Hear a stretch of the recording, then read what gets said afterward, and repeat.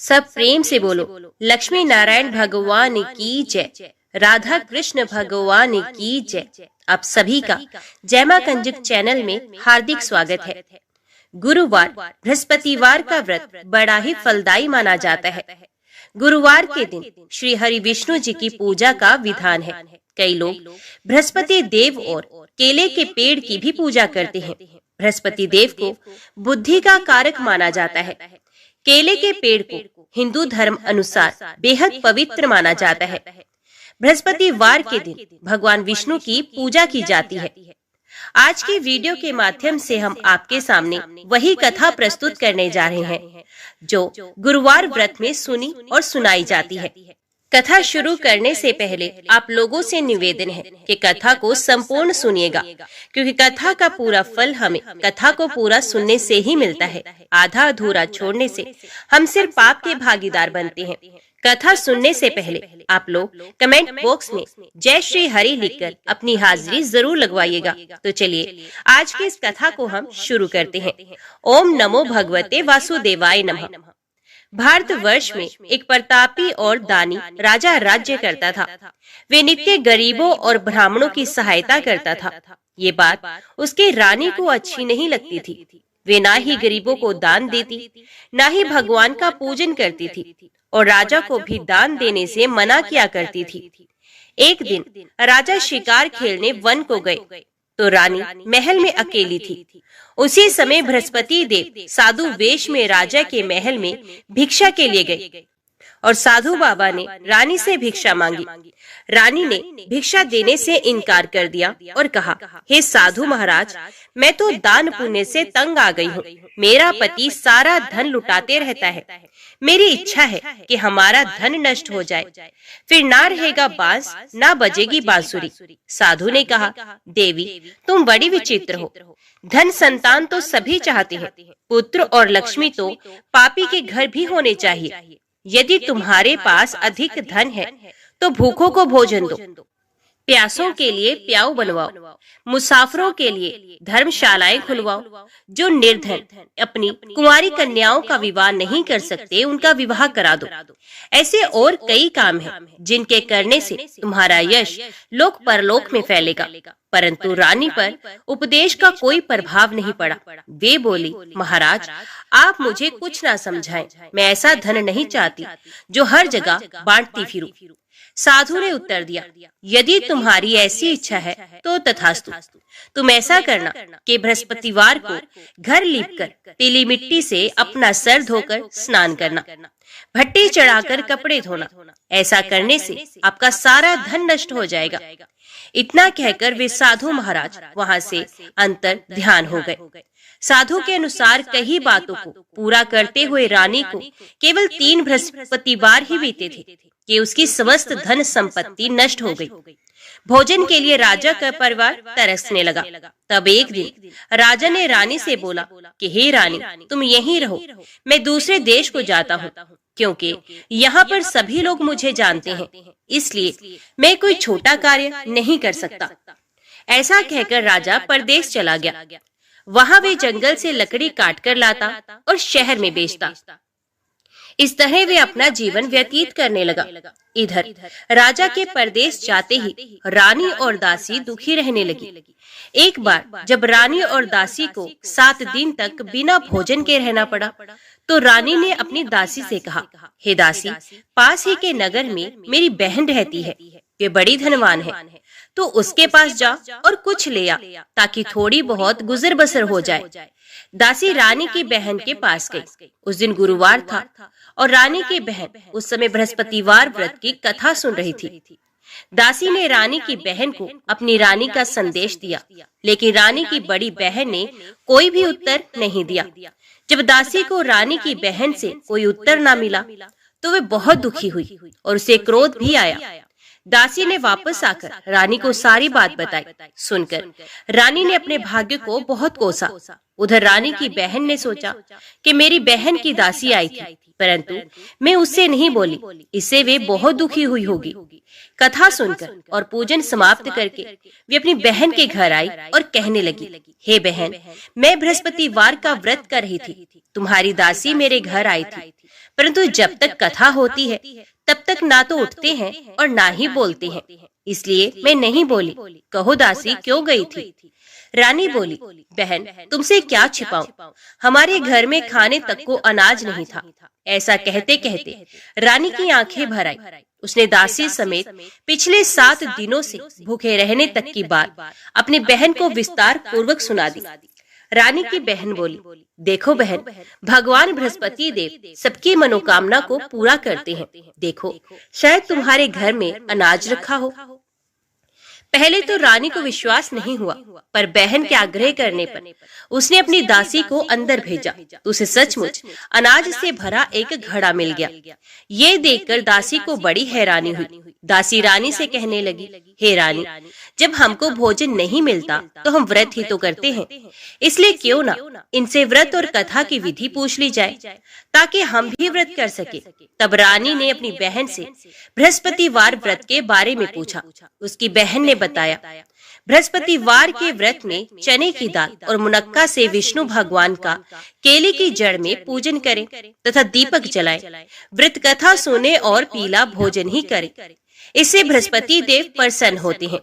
व्रत और पूजन विधि बताकर रानी की बहन अपने घर को लौट आई। 7 दिन के बाद जब गुरुवार आया तो रानी और दासी ने व्रत रखा। घुड़साल में जाकर चना और गुड़ लेकर आई, फिर उसे केले की जड़ तथा भगवान विष्णु का पूजन किया। अब पीला भोजन कहाँ से आए, इस बात को लेकर दोनों बहुत दुखी थे। क्योंकि उन्होंने व्रत रखा था, इसलिए बृहस्पति देव उनसे प्रसन्न थे। इसलिए वे एक साधारण व्यक्ति का रूप धारण करके 2 थालों में सुंदर पीला भोजन दासी को दे गए। भोजन पाकर दासी प्रसन्न हुई और फिर रानी के साथ मिलकर भोजन ग्रहण किया। उसके बाद वे सभी गुरुवार को व्रत और पूजन करने लगी। बृहस्पति भगवान की कृपा से उनके पास फिर से धन संपत्ति आ गई, परंतु रानी फिर से पहले की तरह आलस में रहने लगी। तब दासी बोली, देखो रानी, तुम पहले भी इस प्रकार आलस्य में रहती थी। तुम्हें धन रखने में कष्ट होता था, इस कारण सभी धन नष्ट हो गया था। और अब जब भगवान बृहस्पति की कृपा से धन मिला है तो तुम्हें फिर से आलस्य होता है। रानी को समझाते हुए दासी कहती है कि बड़ी मुसीबतों के साथ हमने ये धन पाया है, इसलिए हमें दान पुण्य करना चाहिए, भूखे मनुष्यों को भोजन कराना चाहिए और धन को शुभ कार्यों में खर्च करना चाहिए, जिससे तुम्हारे कुल का यश बढ़ेगा, स्वर्ग की प्राप्ति होगी और पितृ प्रसन्न होंगे। दासी की बात मानकर रानी अपना धन शुभ कार्यों में खर्च करने लगी, जिससे पूरे नगर में उसका यश फैलने लगा। एक दिन राजा दुखी होकर जंगल में एक पेड़ के नीचे आसन जमाकर बैठ गया। वे अपनी दशा को याद करके व्याकुल होने लगा। बृहस्पतिवार का दिन था। एकाएक उसने देखा कि निर्जन वन में एक साधु प्रकट हुए। वे साधु वेश में स्वयं बृहस्पति देवता थे। लकड़हारे के सामने आकर बोले, हे लकड़हारे, इन सुनसान जंगल में तू चिंता मगन क्यों बैठा है? लकड़हारे ने दोनों हाथ जोड़कर प्रणाम किया और उत्तर दिया, महात्मा जी, आप सब कुछ जानते हैं, मैं क्या कहूँ। ये कहकर रोने लगा और साधु को अपनी आत्मकथा सुनाने लगा। महात्मा जी ने कहा, तुम्हारी स्त्री ने बृहस्पति के दिन बृहस्पति भगवान का निरादर किया है, जिसके कारण रुष्ट होकर उन्होंने तुम्हारी ये दशा कर दी है। अब तुम चिंता न करो, चिंता को दूर करके मेरे कहने पर चलो तो तुम्हारे सब कष्ट दूर हो जाएंगे और भगवान पहले से भी अधिक संपत्ति देंगे। तुम बृहस्पति के दिन कथा किया करो, 2 पैसे के चने मुनक्का लाकर उसका प्रसाद बनाओ और शुद्ध जल से लोटे में शक्कर मिलाकर अमृत तैयार करो। कथा के पश्चात अपने सारे परिवार और सुनने वाले प्रेमियों में अमृत व प्रसाद बांटकर आप भी ग्रहण किया करो। ऐसा करने से भगवान तुम्हारी सब मनोकामनाएं पूर्ण करेंगे। साधु के ऐसे वचन सुनकर लकड़हारा बोला, हे प्रभु, मुझे लकड़ी बेचकर इतना पैसा नहीं मिलता जिससे भोजन के उपरांत कुछ बचा सकूं। मैंने रात्रि में अपनी स्त्री को व्याकुल देखा है। मेरे पास कुछ भी नहीं जिससे मैं उसकी खबर मंगा सकूं। साधु ने कहा, हे लकड़हारे, तुम किसी बात की चिंता ना करो। बृहस्पति के दिन तुम रोजाना की तरह लकड़ियां लेकर शहर को जाओ।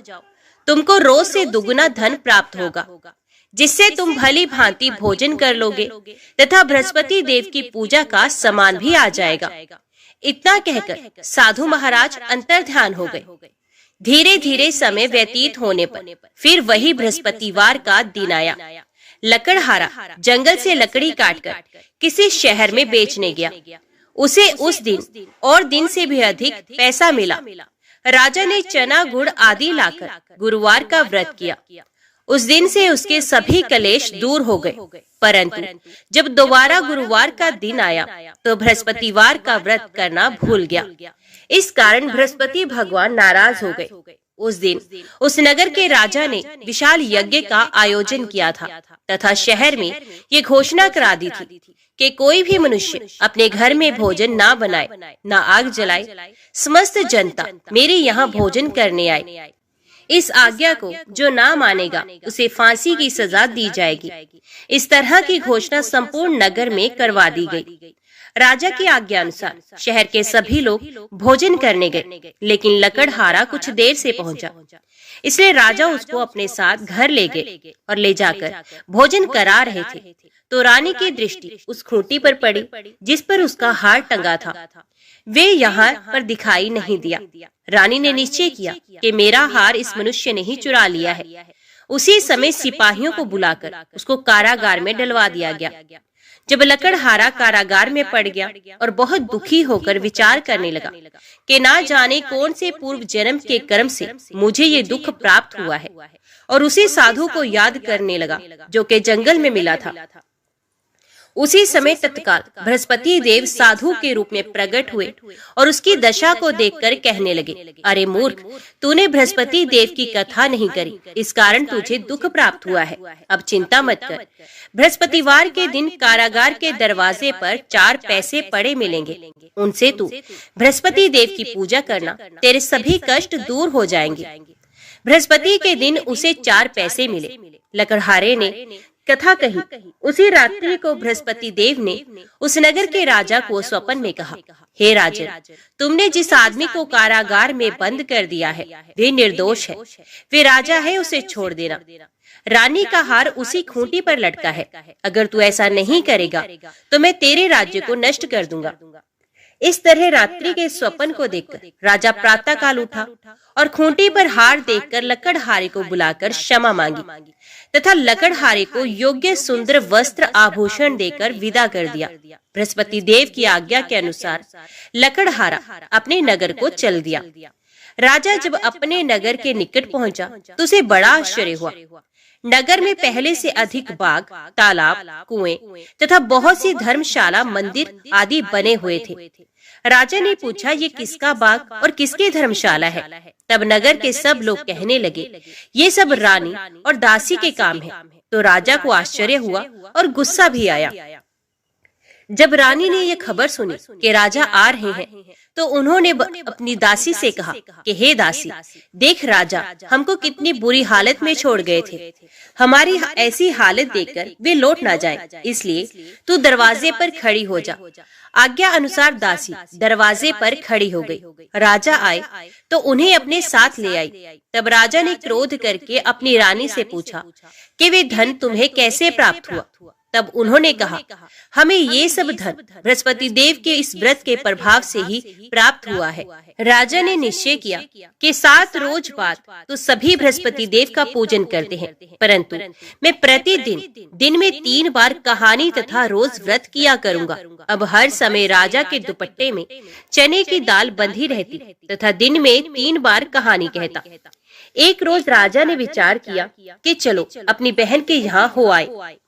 इस तरह निश्चय कर राजा घोड़े पर सवार हो अपनी बहन के यहाँ को चलने लगा। मार्ग में उसने देखा कि कुछ आदमी एक मुर्दे को लिए जा रहे हैं। उन्हें रोककर राजा कहने लगा, अरे भाइयों, मेरी बृहस्पति देव की कथा सुन लो। वे बोले, लो हमारा तो आदमी मर गया है, इसको अपनी कथा की पड़ी है। परंतु कुछ आदमी बोले, अच्छा कहो, हम तुम्हारी कथा भी सुनेंगे। राजा ने दाल निकाली और जब कथा आधी हुई कि मुर्दा हिलने लग गया, और जब कथा समाप्त हो गई तो राम राम करते हुए मनुष्य उठकर खड़ा हो गया। आगे मार्ग में उसे एक किसान खेत में हल चलाता मिला।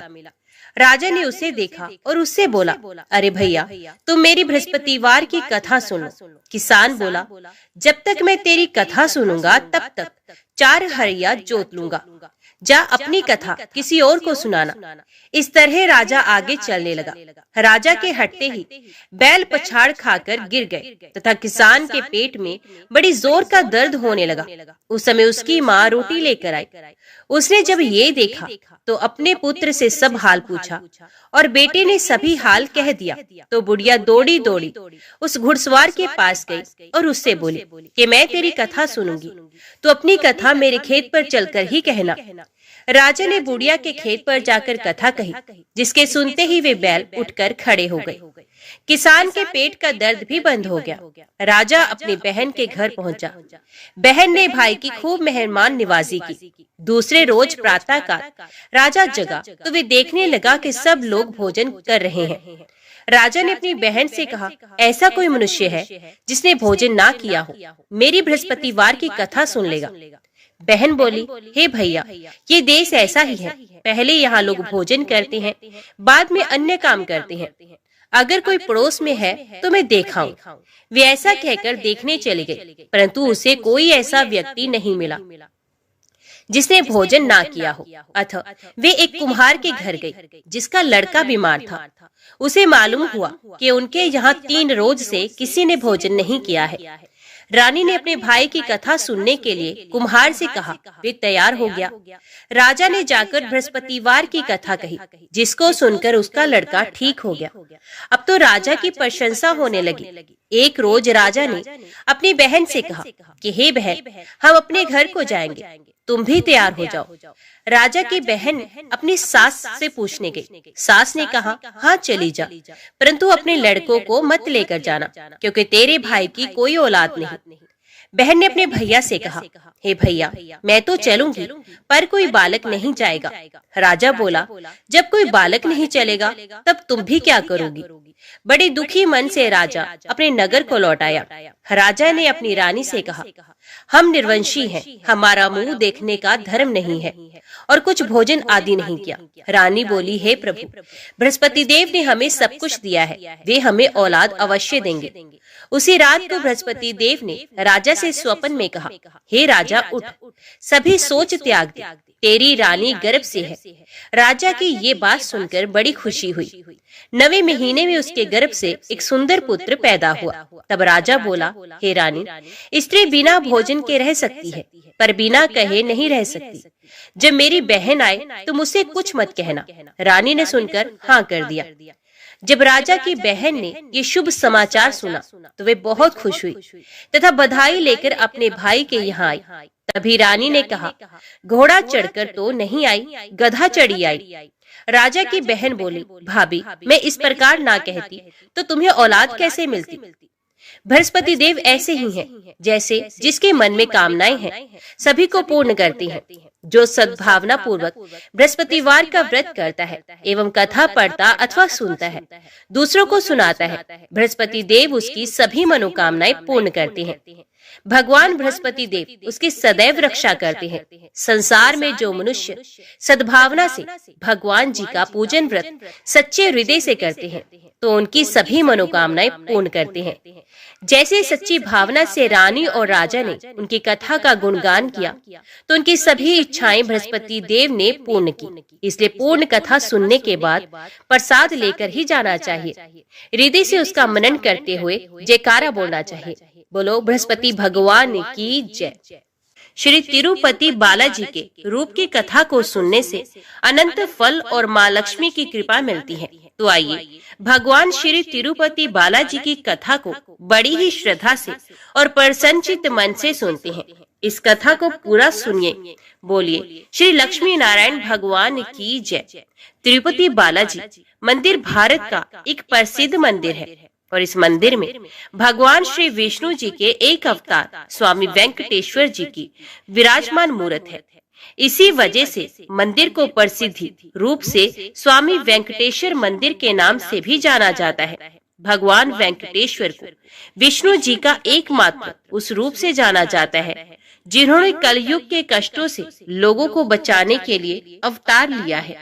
एक बार समस्त देवताओं ने मिलकर एक यज्ञ करने का निश्चय किया। यज्ञ की तैयारी पूर्ण हो गई।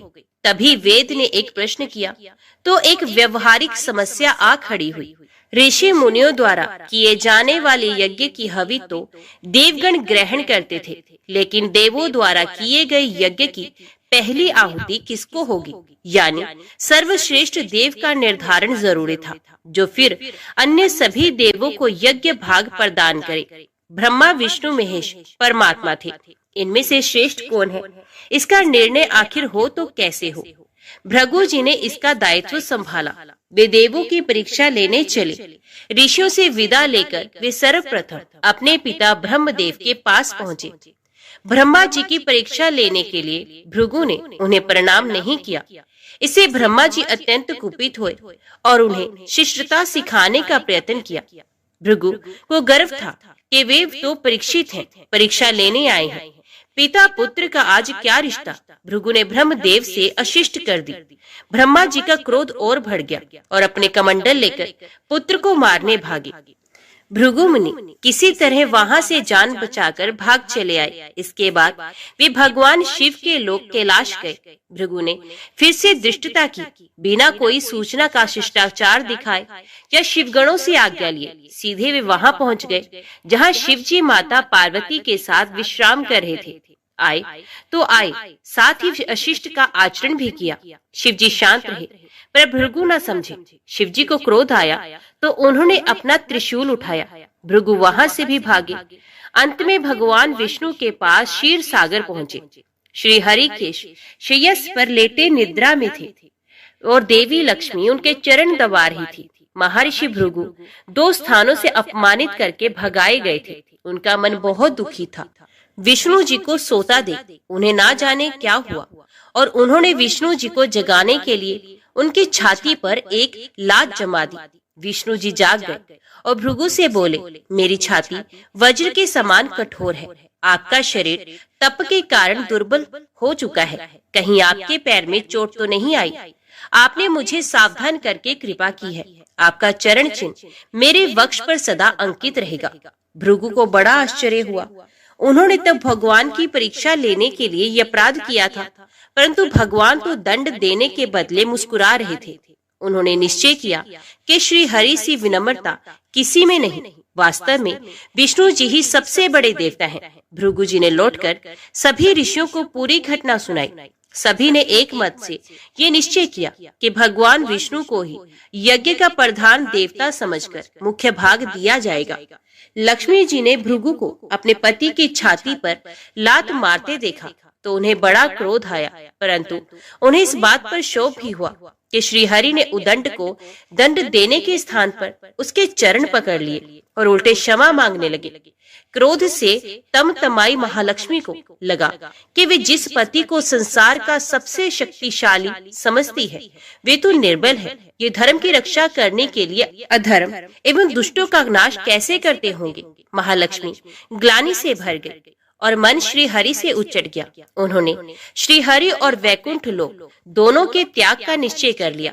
स्त्री का स्वाभिमान उसके स्वामी के साथ बंधा होता है। उनके समक्ष कोई स्वामी पर प्रहार कर गया और स्वामी ने प्रतिकार भी नहीं किया। ये बात मन में कोत रही थी। स्थान वास के योग्य नहीं, पर त्याग कैसे करे। श्री हरि से ओझल होकर रहना कैसे होगा। ये उचित समय की प्रतीक्षा करने लगी। भगवान श्री हरि ने हिरण्याक्ष को मारने के लिए वराह अवतार लिया और दुष्टों का संहार करने लगे। महालक्ष्मी के लिए ये समय उचित लगा। उन्होंने वैकुंठ का त्याग कर दिया और पृथ्वी पर एक वन में जाकर तपस्या करने लगे। श्री हरि और वैकुंठ का त्याग कर महालक्ष्मी पृथ्वी पर एक वन में तपस्या करने लगे। तप करते करते उन्होंने अपना शरीर छोड़ दिया। विष्णु जी वराह अवतार का अपना कार्य पूर्ण कर वैकुंठ धाम लौटे तो महालक्ष्मी नहीं मिली। वे उन्हें खोजने लगे। श्री हरि ने उन्हें तीनों लोकों में खोजा, किंतु तप करके माता लक्ष्मी ने भ्रमित करने की अनुपम शक्ति प्राप्त कर ली थी। उसी शक्ति से उन्होंने श्री हरि को भ्रमित रखा। आखिर श्री हरि को पता लग ही गया, लेकिन तब तक वे शरीर छोड़ चुकी थी। दिव्य दृष्टि से उन्होंने देखा कि लक्ष्मी जी ने चोल राज के घर में जन्म लिया है। श्री हरि ने सोचा कि उनकी पत्नी ने उनका त्याग सामर्थ्यहीन समझने के भ्रम में किया, इसलिए वे उन्हें प्राप्त करने के लिए अलौकिक शक्तियों का प्रयोग नहीं करेंगे। महालक्ष्मी ने मानव रूप धरा है, तो अपने प्रिय पत्नी को प्राप्त करने के लिए वे भी साधारण मानवों के समान व्यवहार करेंगे और महालक्ष्मी जी का हृदय और विश्वास जीतेंगे। भगवान ने श्रीनिवास का रूप धरा और पृथ्वी लोक पर चोल नरेश के राज में निवास करते हुए महालक्ष्मी से मिलन के लिए उचित अवसर की प्रतीक्षा करने लगे। राजा आकाश राज निसंतान थे। उन्होंने सुखदेव जी की आज्ञा से संतान प्राप्ति का यज्ञ किया। यज्ञ के बाद यज्ञशाला में राजा को हल जोतने को कहा गया। राजा ने हल जोता तो हल का फल किसी वस्तु से टकराया। राजा ने उस स्थान को खोदा तो एक पेटी के अंदर सहस्त्र दल कमल पर एक कन्या विराज रही थी। वे साक्षात महालक्ष्मी थी। राजा के मन की मुराद पूरी हो गई, क्योंकि कन्या कमल के फूल में पीली थी, इसलिए उनका नाम रखा गया पद्मावती। पद्मावती नाम के अनुरूप ही रूपवती और गुणवती भी थी। साक्षात लक्ष्मी जी का अवतार पद्मावती विवाह के योग्य हुई। एक दिन वे बाग में फूल चुन रही थी। उस वन में बालाजी यानी के श्रीनिवास जी आखेट के लिए आए थे। उन्होंने देखा कि एक हाथी एक युवती के पीछे पड़ा है और डरा रहा है। राजकुमारी से सेवक भाग खड़े हुए। श्रीनिवास जी ने तीर चलाकर हाथी को रोका और पद्मावती की रक्षा की। श्रीनिवास और पद्मावती ने एक दूसरे को देखा और एक दूसरे पर मोहित हो गए। दोनों के मन में परस्पर अनुराग पैदा हुआ, लेकिन दोनों बिना कुछ कहे अपने अपने घर लौट गए। श्रीनिवास जी घर तो लौट आए, लेकिन मन पद्मावती में ही बस गया। ये पद्मावती का पता लगाने के लिए उपाय सोचने लगे। उन्होंने ज्योतिषी का रूप धरा और भविष्य बांचने के बहाने पद्मावती को ढूंढने निकले। धीरे धीरे ज्योतिष श्रीनिवास की ख्याति पूरे चोल राज में फैल गई। पद्मावती के मन में भी श्रीनिवास के लिए प्रेम उमड़ पड़ा। वे उनसे मिलने को व्याकुल थी, किंतु कोई पता ठिकाना न होने के कारण उनका मन चिंतित था। इस चिंता और प्रेम विरह में उन्होंने भोजन श्रृंगार आदि का त्याग कर दिया। इसके कारण उनका शरीर कृशकाय होता चला गया। राजा से पुत्री की ये दशा देखी नहीं जा रही थी। वे चिंतित थे। ज्योतिषी की प्रसिद्धि की सूचना राजा को भी मिली। राजा ने ज्योतिषी श्रीनिवास को बुलाया और सारी बात बताकर अपनी कन्या की दशा का कारण बताने को कहा। श्रीनिवास राजकुमारी का हाल समझने पहुंचे तो पद्मावती को देखकर प्रसन्न हो गए। उनका उपक्रम सफल हो गया था। उन्होंने पद्मावती का हाथ अपने हाथ में लिया और कुछ देर तक पढ़ने का स्वांग करने के बाद वो बोले, महाराज, आपकी पुत्री प्रेम के विरह में जल रही है। आप इनका शीघ्र विवाह कर दें तो स्वस्थ हो जाएंगे। पद्मावती ने अब श्रीनिवास की ओर देखा। देखते ही पहचान गई। उनके मुख पर प्रसन्नता के भाव आए और वे हंसी। काफी दिनों बाद पुत्री को प्रसन्न देख राजा को लगा कि ज्योतिषी का अनुमान बिल्कुल सही है। राजा ने श्रीनिवास जी से पूछा, हे ज्योतिषी महाराज, यदि आपको ये पता है कि मेरी पुत्री प्रेम के विरह में पीड़ित है, तो आपको ये भी सोचना होगी कि मेरी पुत्री को किससे प्रेम है। उसका विवाह करने को मैं तैयार हूँ। आप उसका परिचय दें। श्रीनिवास जी ने कहा, आपकी पुत्री एक दिन वन में फूल चुनने गई थी। एक हाथी ने उन पर हमला किया तो आपके सैनिक और दासियां भाग खड़ी हुई। राजकुमारी के प्राण एक धनुर्धर ने बचाए थे। राजा ने कहा, हाँ, मेरे सैनिकों ने बताया था कि एक दिन ऐसी घटना हुई थी। एक वीर पुरुष ने उसके प्राण बचाए थे, लेकिन मेरी पुत्री के प्रेम से उस घटना का क्या तात्पर्य। श्रीनिवास जी ने कहा, आपकी पुत्री को अपनी जान बचाने वाले उसी युवक से प्रेम है। राजा के पूछने पर श्रीनिवास ने कहा, वे कोई साधारण युवक नहीं है, बल्कि शंख चक्रधारी स्वयं भगवान विष्णु है। इस समय वैकुंठ को छोड़कर मानव रूप में श्रीनिवास के नाम से पृथ्वी पर वास कर रहे हैं। आप अपनी पुत्री का विवाह उनसे करें, मैं इसकी सारी व्यवस्था करा दूंगा। ये बात सुनकर राजा प्रसन्न हो गए। उन्होंने सोचा कि स्वयं भगवान विष्णु उनके जमाई बनेंगे। श्रीनिवास और पद्मावती जी का विवाह तय हो गया। श्रीनिवास रूप में श्री हरि ने सुखदेव के माध्यम से समस्त देवी देवताओं को अपने विवाह की सूचना भिजवा दी। सुखदेव की सूचना से सभी देवी देवता अत्यंत प्रसन्न हुए। देवी देवता श्रीनिवास जी से मिलने और बधाई देने पृथ्वी पर पहुंचे, परंतु श्रीनिवास जी को खुशी के बीच एक चिंता भी होने लगी। देवताओं ने पूछा, भगवान, संसार की चिंता हरने वाले आप इस उत्सव के मौके पर इतने चिंतित क्यों हैं? तब श्रीनिवास जी ने कहा, चिंता की बात है, धन का अभाव। महालक्ष्मी ने मुझे त्याग दिया है, इस कारण धनहीन हो चुका हूँ।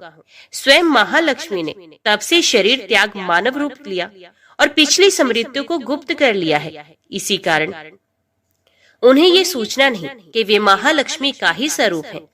वे तो स्वयं को राजकुमारी पद्मावती ही मानती हैं। मैंने निर्णय किया है कि जब तक उनका प्रेम पुनः प्राप्त नहीं करता, अपनी माया का उन्हें आभास नहीं कराऊंगा। इस कारण मैं एक साधारण मनुष्यों का जीवन व्यतीत कर रहा हूँ। राजा की पुत्री से शादी करने और घर बसाने के लिए धन, वैभव और ऐश्वर्य की जरूरत है। वह मैं कहाँ से लाऊं? स्वयं नारायण को धन की कमी सताने लगी। मानव रूप में आए प्रभु को भी विवाह के लिए धन की आवश्यकता हुई। यही तो ईश्वर की लीला है। जिस रूप में रहते हैं उस योनि के जीवों के सभी कष्ट सहते हैं। श्री हरि विवाह के लिए धन का प्रबंध कैसे हो, इस बात से चिंतित हैं। देवताओं ने जब ये सुना तो उन्हें आश्चर्य हुआ। देवताओं ने कहा, कुबेर आवश्यकता के बराबर धन की व्यवस्था कर देंगे। देवताओं ने कुबेर का आवाहन किया तो कुबेर जी प्रकट हुए। कुबेर ने कहा, ये तो मेरे लिए प्रसन्नता की बात है कि आपके लिए मैं कुछ कर सकूं। प्रभु, आपके लिए धन का तत्काल प्रबंध करता हूँ। कुबेर का कोष आपकी कृपा से ही रक्षित है। तब श्री हरि जी ने कुबेर से कहा, यक्षराज, आपको भगवान भोलेनाथ ने जगत और देवताओं के धन की रक्षा का दायित्व सौंपा है। उसमें से धन मैं अपनी आवश्यकता के हिसाब से ही लूंगा, लेकिन मेरी एक शर्त है। सुनकर ये सभी देवता आश्चर्य में पड़ गए। श्री हरि ने कहा, ब्रह्मा जी और शिव जी साक्षी रहेंगे। कुबेर से धन ऋण के रूप में ले लूंगा, जिसे भविष्य में ब्याज सहित चुका भी दूंगा। श्री हरि की बात से कुबेर सहमत हो गए। सभी देवता विस्मय में एक दूसरे को देखने लगे। कुबेर बोले, भगवान, मुझसे कोई अपराध हुआ तो उसके लिए क्षमा करें, पर ऐसी बात ना कहें। आपकी कृपा से विहीन होकर मेरा सारा कोष नष्ट हो जाएगा। हरि ने कुबेर को निश्चिंत करते हुए कहा, आपसे कोई अपराध नहीं हुआ है। मैं मानव की कठिनाई का अनुभव करना चाहता हूँ। मानव रूप में उन कठिनाइयों का सामना करूंगा जो मानव को आती हैं। धन की कमी और ऋण का बोझ सबसे बड़ा है। कुबेर ने कहा, प्रभु, यदि आप मानव की तरह ऋण पर धन लेने की बात कर रहे हैं तो फिर आपको मानव की तरह ये भी बताना होगा कि ऋण चुकाएंगे कैसे। मानव को ऋण प्राप्त करने के लिए कई शर्तें झेलनी पड़ती हैं। श्रीनिवास जी ने कहा, कुबेर, ये ऋण मैं नहीं, मेरे भक्त चुकाएंगे, लेकिन मैं उनसे भी कोई उपकार नहीं लूंगा। मैं अपनी कृपा से उन्हें धनवान बनाऊंगा। कलयुग में पृथ्वी पर मेरी पूजा धन, ऐश्वर्य और वैभव से परिपूर्ण कर देने वाली होगी। मेरे भक्त मुझसे धन, वैभव और ऐश्वर्य की मांग करने आएंगे। मेरी कृपा से उन्हें वो प्राप्त होगा।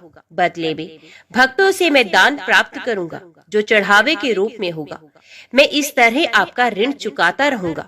कुबेर जी ने कहा, भगवान, कलयुग में मानव जाति धन के विषय में बहुत विश्वास के योग नहीं रहेगी।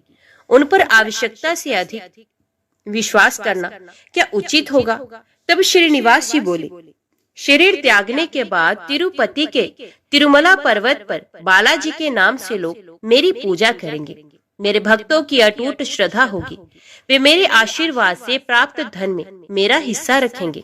इस रिश्ते में ना कोई दाता है, ना कोई याचक है। कुबेर, कलयुग के आखिर तक भगवान बालाजी धन, ऐश्वर्य और वैभव के देवता बने रहेंगे। मैं अपने भक्तों को धन से परिपूर्ण करूंगा तो मेरे भक्त दान से न केवल मेरे प्रति अपना ऋण उतारेंगे, बल्कि मेरा ऋण उतारने में भी मदद करेंगे। इस तरह कलयुग की समाप्ति के बाद मैं आपका मूल धन लौटा दूंगा। कुबेर जी ने श्री हरि द्वारा भक्त और भगवान के बीच एक ऐसे रिश्ते की बात सुनकर उन्हें प्रणाम किया और धन का प्रबंध कर दिया। भगवान श्रीनिवास जी और कुबेर जी के बीच हुए समझौते के साक्षी स्वयं ब्रह्मा और भगवान शिव थे। दोनों वृक्ष रूप में साक्षी बन गए। आज भी पुष्करणी के किनारे ब्रह्मा और शिव बरगद के पेड़ के रूप में साक्षी बनकर खड़े हैं। ऐसा कहा जाता है कि निर्माण कार्य के लिए स्थान बनाने के लिए इन दोनों पेड़ों को जब काटा जाने लगा तो इनमें से खून की धारा फूट पड़ी थी। पेड़ काटना बंद करके उसकी देवता की तरह पूजा होने लगी। श्रीनिवास जी और पद्मावती जी की शादी पूरी धूमधाम से हुई, जिसमें सभी देवगण पधारे। भक्त मंदिर में दान देकर भगवान पर चढ़ावा ऋण उतार रहे हैं, जो कलयुग के अंत तक जारी रहेगा। तो बोलिए श्री लक्ष्मी नारायण भगवान की जय। चंद्रवंश में सुवीर नाम से प्रसिद्ध एक राजा हो गए हैं। दक्षिण भारत के नारायणपुर में उनकी राजधानी थी। महाराज सुवीर की रानी नंदिनी के गर्भ से एक पुत्र हुआ, जिसका नाम तोंडमान रखा गया। राजकुमार तोंडमान बड़े ही वीर थे। 5 ही वर्ष की अवस्था से उनके हृदय में भगवान विष्णु की भक्ति प्रकट हो गई थी। युवा होने पर पांडे नरेश की सुंदरी पुत्री पद्मा के साथ उनका विवाह हुआ। विभिन्न देशों की अनेक राजकुमारियों ने भी स्वयंवर सभा में उनका ही वरण किया था। उन्हें देवराज इंद्र की भांति रिद्धि सिद्धि एवं सुखभोग की सामग्री सुलभ थी, तो भी वे उनमें आसक्त न होकर सदा भगवान के चिंतन में ही संलग्न रहते थे। एक दिन राजकुमार तोंडमान पिता की आज्ञा से वेंकटगिरी के समीप शिकार खेलने के लिए गए। शिकार में वे उन्हीं हिंसक जीवों का वध करते थे जो प्रजा के लिए भय उपस्थित करने वाले थे।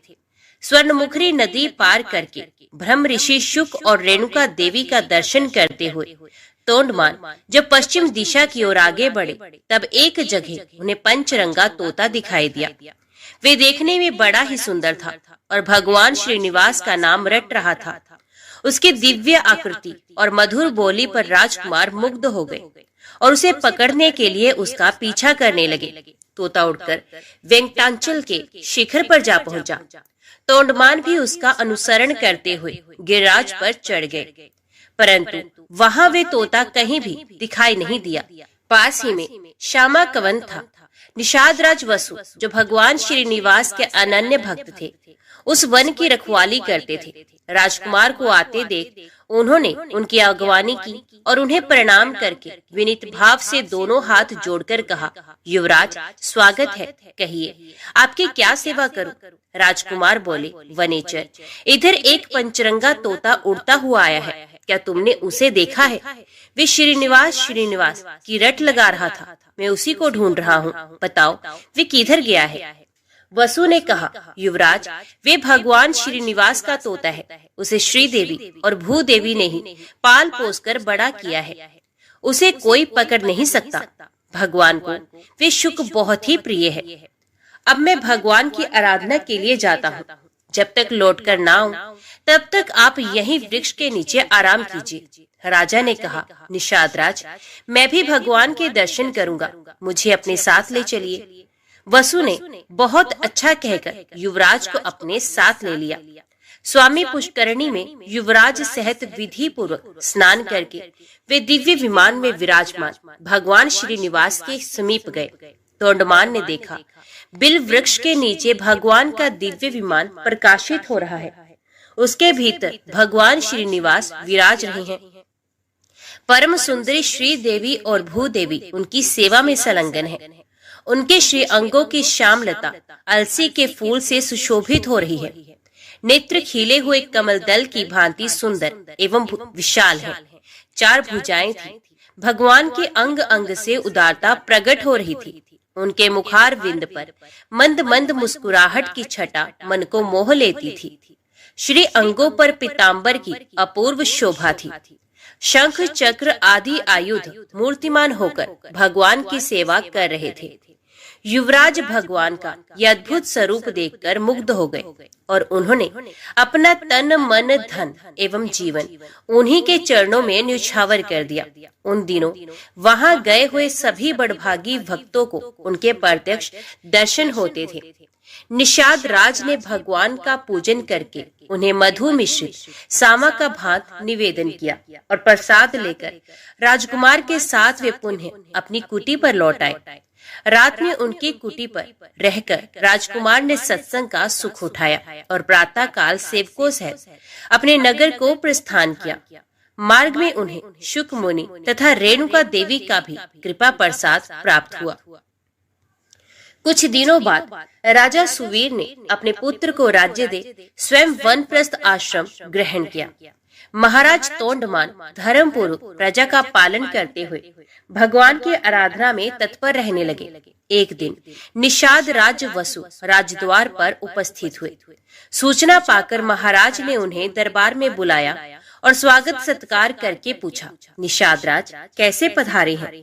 वसु ने कहा, राजन, मैंने वन में एक बड़े आश्चर्य की बात देखी है। रात में एक श्वेत रंग का वरहा आकर मेरा सामा चरने लगा है। ये देख मैंने हाथ में धनुष लेकर उसका पीछा किया। वरहा मुझे देखते ही हवा हो गया। मैंने भी पीछा नहीं छोड़ा। स्वामी पुष्करणी के तट पर जाकर वे वरहा एक बांबी में घुस गया। तब मैं क्रोध में आकर उस बांबी को ही खोदने लगा। इतने में ही मूर्छित होकर गिर पड़ा। उसी समय मेरा पुत्र भी वहां आ पहुंचा। मुझे मूर्छित देख वे भगवान मधुसूदन की स्तुति करने लगा। तब भगवान वरहा का मुझ में आवेश हुआ। उन्होंने मेरे पुत्र से कहा, निषाद राज वसु, शीघ्र ही महाराज तोंडमान के पास जाकर मेरा सारा वृतांत उनसे कहो। राजा काली गो के दूध से मेरा अभिषेक करते हुए इस वाल्मीकि को धो डाले। इसके भीतर एक सुंदर शिला प्राप्त होगी। उसे लेकर शिल्पी द्वारा मेरी वरहा मूर्ति का निर्माण कराए, जिससे मैं भूमि देवी को अपने बाएं अंक में लेकर खड़ा रहूं। मूर्ति तैयार हो जाने पर बड़े बड़े मुनीश्वरों और वेखानस महात्माओं द्वारा उसकी स्थापना कराकर स्वयं तोंडमान भी उसकी पूजा करे। यो कहकर भगवान वरहा ने मुझे छोड़ दिया। तब मैं पूर्वत स्वस्थ हो गया।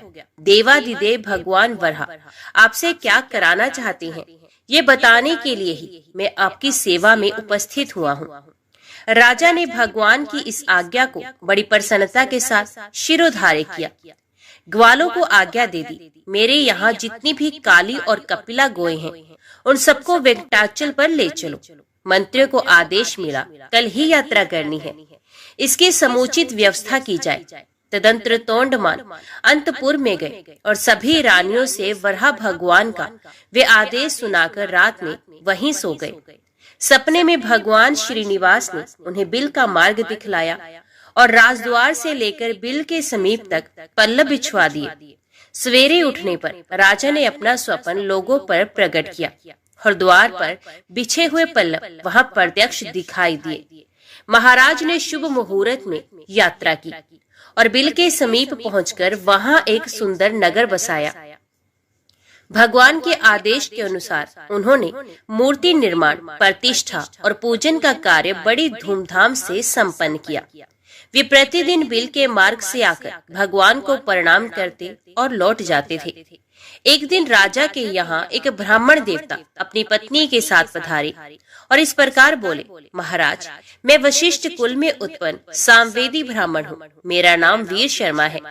हम दोनों दंपत्ति घर से तीर्थ यात्रा के लिए निकले हैं, परंतु गर्भवती होने के कारण मेरी पत्नी से चला नहीं जाता। अतः आप इसे अंतपुर में रखकर तब तक इसकी रक्षा करें जब तक मैं तीर्थ यात्रा से वापस लौट न आऊं। राजा ने तथास्तु कहकर उसकी रक्षा का भार ले लिया। ब्राह्मण देवता निश्चिंत होकर चले गए। महाराज ने सेवकों को आज्ञा देकर ब्राह्मणी के लिए अंतपुर में एक एकांत गृह की व्यवस्था करवा दी और एक बार 6 महीने के लिए अन्न दिलवा दिया। ब्राह्मणी पतिव्रता और लज्जावती थी। वे किसी भी परपुरुष से बात नहीं करती थी। 6 महीने तक वे उस अन्न से निर्वाह करती रही। दैववश राजा को ब्राह्मणी की याद ना रही। 6 महीने के बाद अन्न का अभाव हो गया तो ब्राह्मणी ने स्वयं मुंह खोलकर मांगा नहीं। बेचारी भूख की पीड़ा सहती हुई ही मर गई। ब्राह्मण देवता तीर्थ यात्रा पूरी करके पूरे 2 वर्ष बाद वापस लौटे। तब तक ब्राह्मणी के एकांत निवास में कोई नहीं गया था। ब्राह्मण ने महाराज के दरबार में उपस्थित हो गंगा जल से भरी हुई एक शीशी भेंट की और अपनी पत्नी का कुशल समाचार पूछा। महाराज को अब याद आई। वे शंकित होकर अंतपुर में गए। ब्राह्मणी की मृत्यु हो चुकी है ये जानकर वे चुपचाप बिल के मार्ग से भगवान श्रीनिवास के समीप वेंकटाचल पर चले गए और भगवान से सब समाचार कह सुनाया। भक्त वत्सल प्रभु ने देखा राजा तोंडमान ब्रह्मशाप से भयभीत है। तब उन्हें सांत्वना देते हुए उनसे कहने लगे, राजन, यहाँ से पूर्व भाग में जो अस्थि सरोवर है उसी में द्वादशी तिथि को आकर ब्राह्मणी के शव को स्नान कराओ, वे जीवित हो जाएगी। भगवान श्रीनिवास का ये वचन सुनकर राजा अपने नगर में आए। फिर अपनी रानियों तथा ब्राह्मणियों के शव को भी अलग अलग डोलियों में बिठाकर भगवान का दर्शन करने के ब्यास से चले। अस्थि सरोवर में पहुंचकर उन्होंने रानियों को स्नान करने की आज्ञा दी। रानियों ने स्वयं स्नान करते समय ब्राह्मणी के शव को भी उस सरोवर के जल में डाल दिया। भगवान की कृपा से वे जी उठी, उसके सभी अंग पूर्ववत हो गए। तत्पश्चात ब्राह्मणी रानियों के साथ सरोवर से बाहर आई और तीर्थ यात्रा से लौटे हुए अपने पूज्य पति से प्रसन्नता पूर्वक मिली। राजा ने बहुत धन देकर ब्राह्मण दंपत्ति को आदर पूर्वक विदा किया। ब्राह्मण ने अपनी स्त्री का समाचार और भगवान वेंकटेश्वर का अद्भुत प्रभाव सुना। वे राजा को आशीर्वाद देकर प्रसन्नता पूर्वक अपने देश को लौट गए। एक दिन महाराज ने एक भगवत भक्त कुम्हार दंपत्ति के परम धाम आगमन की अद्भुत घटना अपनी आंखों से देखी। फिर तो उनका मन इस संसार के सुख भोग से सर्वथा विरक्त हो गया। उन्होंने अपने पुत्र श्रीनिवास को राज्य देकर स्वयं वेंकटाचल पर बड़ी भारी तपस्या की। भगवान ने प्रत्यक्ष दर्शन दिया और कहा, राजन, वर मांगो। राजा ने भगवान के नित्य धाम में रहकर उनकी सेवा का सौभाग्य मांगा। भगवान ने एवं वस्तु कहकर भक्त को अनुग्रहित किया। राजा ने प्रभु के चरणों में साष्टांग प्रणाम करके इस नश्वर देह को त्याग दिया और विष्णु सारूप्य प्राप्त करके दिव्य विमान पर जा बैठे। उस समय देवता और गंधर्व आकाश से फूलों की वृष्टि करते हुए उनके सौभाग्य की भूरी भूरी प्रशंसा करने लगे। इस प्रकार राजा तोंडमान ने अपनी अनन्य भक्ति के प्रभाव से भक्त वत्सल श्री हरि का जरा मृत्यु रहित पुनरावृत्ति शून्य वैकुंठ धाम प्राप्त किया। तो बोलो लक्ष्मी नारायण भगवान की जय। जय श्री राधे कृष्ण। ओम नमो भगवते वासुदेवाय नमः। आज की वीडियो में इतना ही। उम्मीद करती हूँ वीडियो आपको पसंद आई होगी। वीडियो पसंद आई हो तो वीडियो को लाइक और चैनल को सब्सक्राइब जरूर कीजिएगा। जय श्री हरि लिखकर कमेंट बॉक्स में अपनी हाजिरी और अपने सुझाव देना ना भूलेगा। तो मिलते हैं अगली कथा अगली वीडियो के साथ। तब तक के लिए देखते व सुनते रहिए। जय मां कंजक, जय माता दी।